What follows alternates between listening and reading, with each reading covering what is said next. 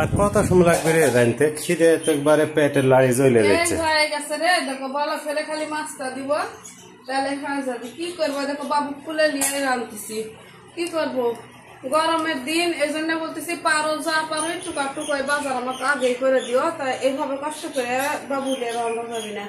এভাবে গেছে সকলের একটু কষ্ট করা লাগবে রে, একদিন আপনি প্রতিদিন তো আর হয় না। কখন রান্না হবে? হয়ে গেছে খালি বলা তুটলে মাছ দিব দিয়ে খেতে দিব। বাবু ফুলাইলে বলো তো হয় হবে, গরমে যদি হাত টাত দেয় দেখছো কেমন করতেছে, হাত টাত যদি দেয় একা মানুষ সবারই একটু মানা দিতে হবে, না ছাড়া তো আমি পারবো না সবাই। খিদে লেগে গেছে যে ছেলে এই হয়ে গেছে বাবুদের আমরা একটু মা, আমার মা রান্না করিচ্ছ নাকি? দেখো কিভাবে টাকা আছে, একলে তো ভয়, আশেপাশে যেতে পারছি না, দূরে থেকে রাঁধতেছি।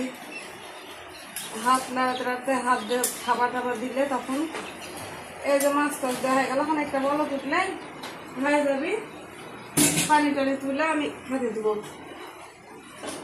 একদিনই দেরি হচ্ছে, আর এরকম তো হয় না, এখন কি করবি, একদিন বাজার একটা দেরি হয় দেখছো কি ঝামেলা। ওই জন্য বাচ্চালা বাড়ির বাজার হাট সবসময় থাকা লাগবে, চাল ঘুমাই দিয়ে যখন ঘুম আসবি সাথে সাথে রান্না লাগবে। এখন নামো, খিদে লেগে গেছে, দোকানে তো যাবে। তুমি রেডি হও, একবার আমি সব নিয়ে যা তোমাকে খাই দিচ্ছি।